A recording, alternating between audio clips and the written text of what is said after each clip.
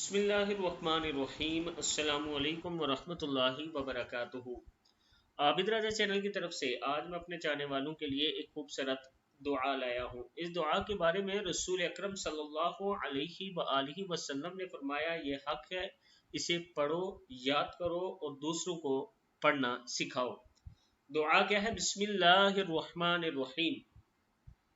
اللہم انی اسألک فعل الخیرات وترک المنکرات وحب المساکین وان تغفر لی وترحمنی واذا اردت فتنة قوم فتوفنی غیر مفتون اسألک حبک وحب من یحبک وحب عمل یقرب الی حبک۔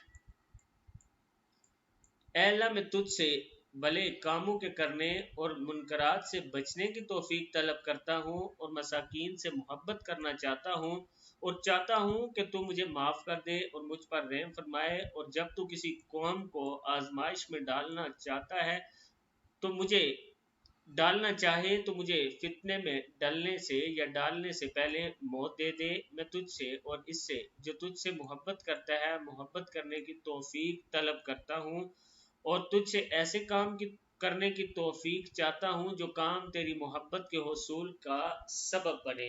صدق اللہ العظیم۔ اللہ تعالی ہم سب کو بھی اس پر عمل کرنے کی توفیق عطا فرمائے، آمین۔